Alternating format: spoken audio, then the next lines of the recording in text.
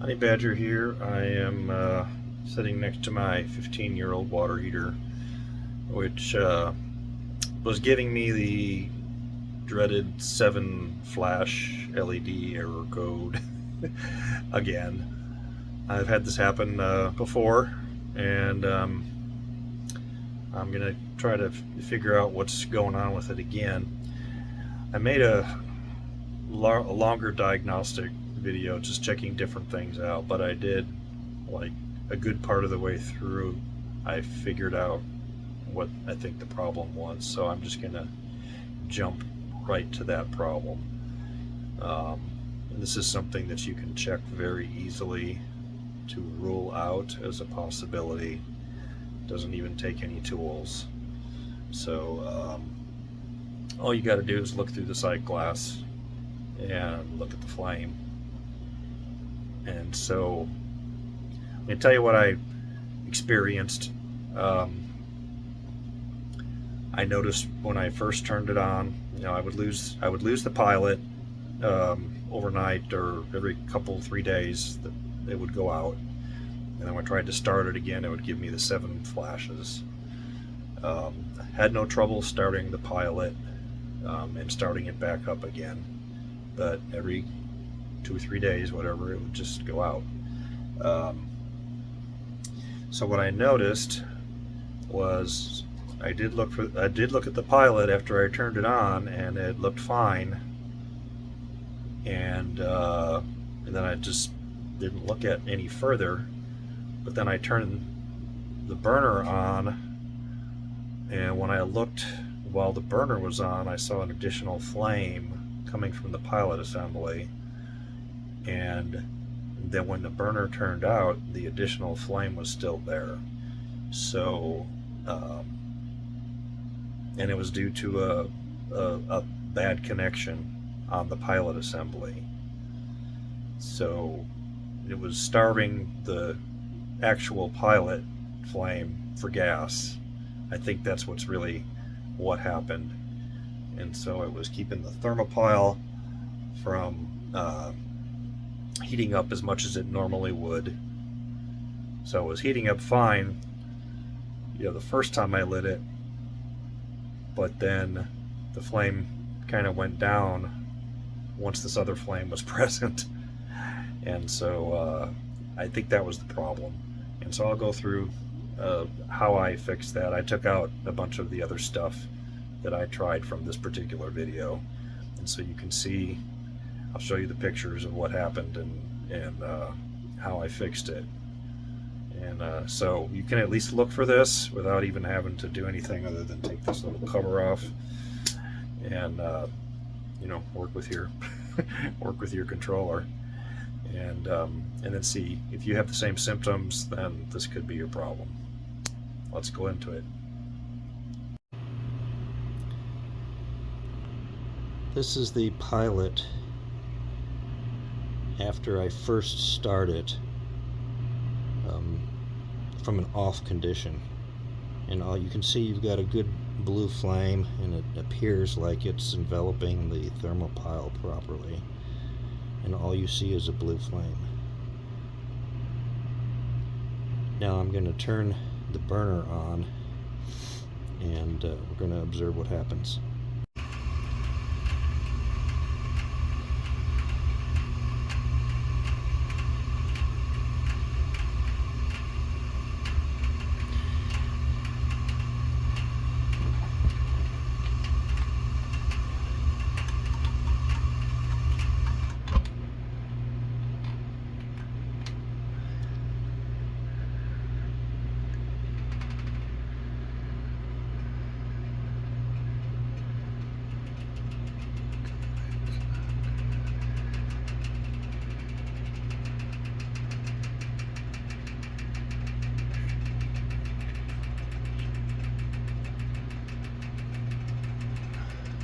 Okay, that's not good. There shouldn't be 2 flames after you've ignited the burner and turned the pilot back off.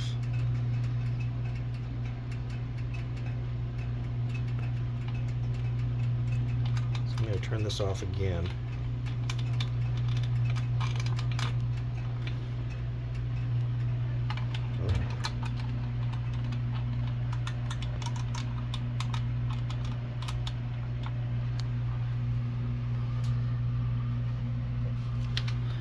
Now I've got a solid red light.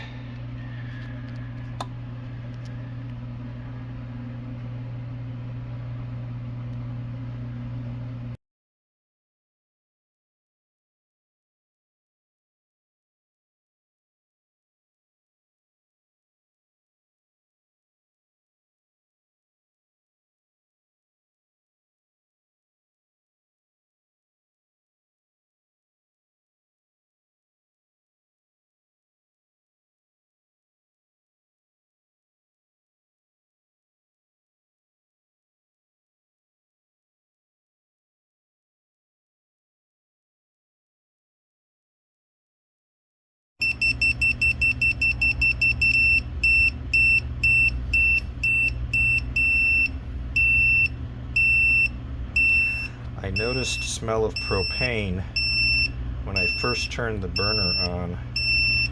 This went up to about 560 parts per million, and now it's coming back down now that the burner's running. But like at the instant that the burner came on, it just immediately shot up.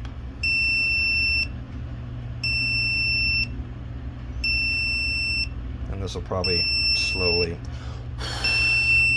drift back down. See if it's reading lower here. No.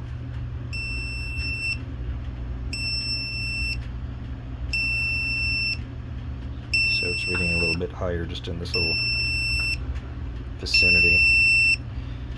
So one of the things I noticed when I took this cover off, and this is probably why this is happening, is there's insulation behind this, like a gasket, and about 1 inch of it is missing right about here. So it's probably getting some leakage through there, gas leakage through there when it starts up. Now we're back down to 0. So I have the cover off again, turn the gas off, let everything cool down, and I'm going to remove this pilot assembly and see if I can maybe get this tightened up.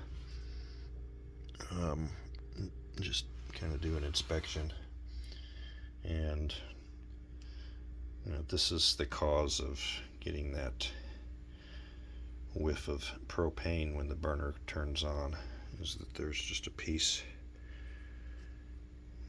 missing from this seal, so it's coming right through there. So I'm going to have to buy some probably like a ceramic fiber gasket and cut a piece to fit this, and maybe I'll just scrape all this off and just put that in its place. So this assembly here, it's just these connections right here. So I just need to loosen this pulls straight out, and then remove this pulls straight out, and then remove this again. And then inside there's that hex bolt there up at the top holding it on. So just that needs to be removed, and then that assembly will come out.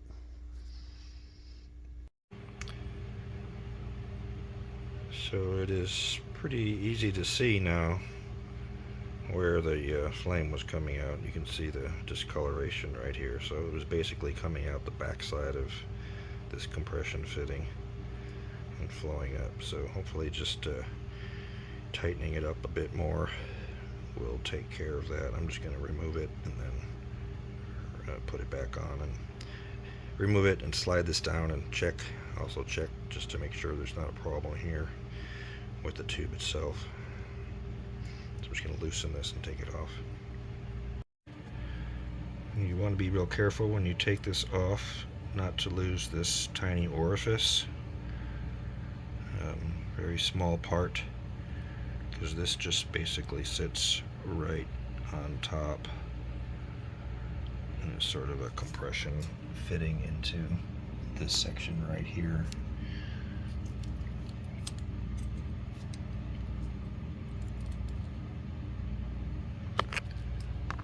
This little piece here that slides in and out. There it comes out. So that's the whole assembly.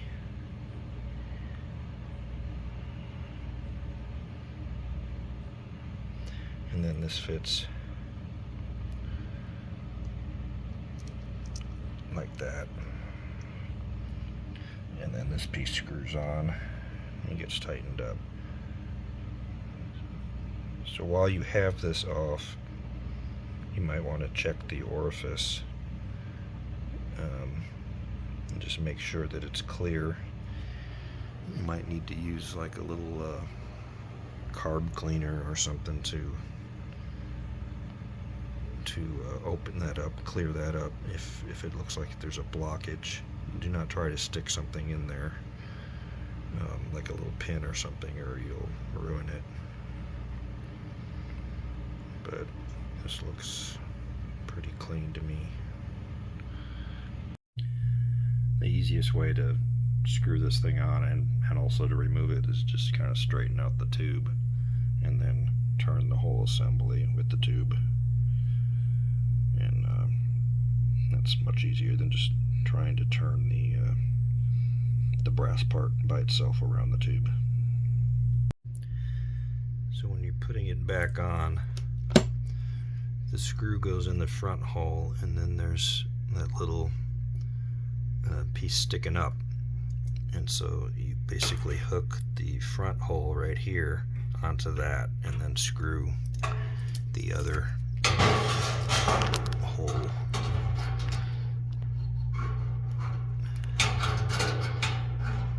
Get it on.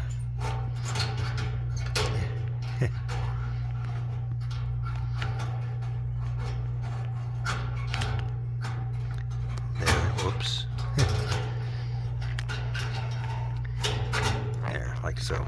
So it's hooked on, and then you just you want to screw the other, put the screw back in. Try to keep this tube kind of coming straight out.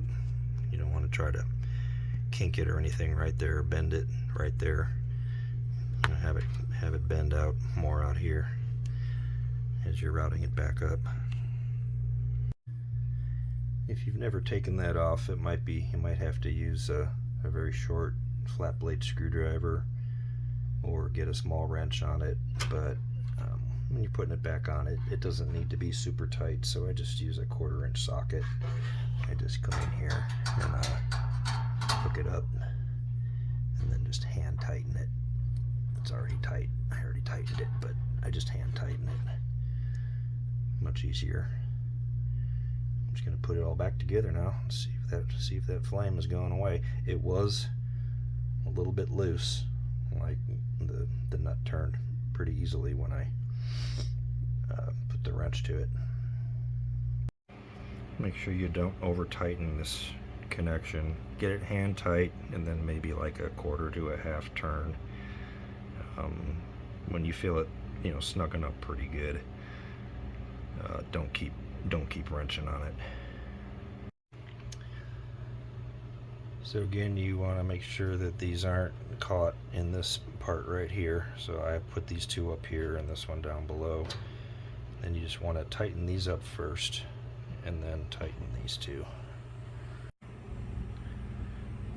I'm just checking my connection here. And there's a little bit of a leak here.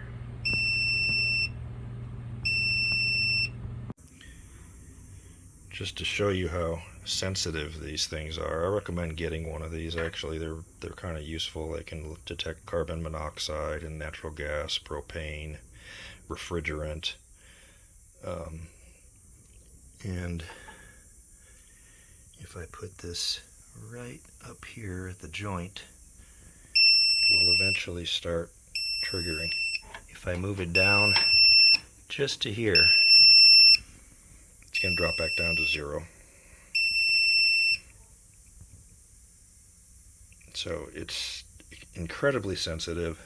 There's certainly not enough coming out there to make an air bubble with soapy water. But so these are very sensitive, and so this doesn't really present 0 ppm here, presents absolutely no hazard, but this just shows you how sensitive these sensors can be. Okay, so the moment of truth, you got the pilot lit, and I'm going to turn on the burner.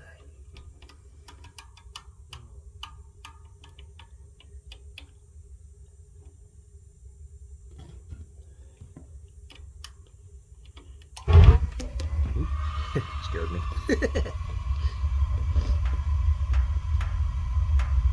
Still got my little whoosh of propane. This is through the window. I don't have the cover open, obviously. I don't see anything coming out.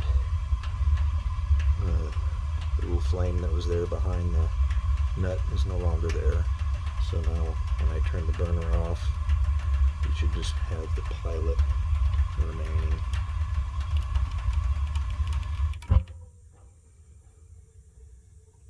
So now we just have the pilot, and it's still fully enveloped. So now I don't know if that was the problem or if the dirty contacts were the problem, but those are a couple of things that you can look for. Now I just got to wait for my gasket material to come in and seal up the back of that panel again. But hopefully this will help somebody that has that 7 flashing light issue and their water heater keeps going out. Honey Badger out. One more thing I want to mention, since if you're already watching this, hot is plenty hot. That's plenty hot water, and the higher you put this up, the sooner this is going to fail. So leave it at hot. There's really not a reason to go higher.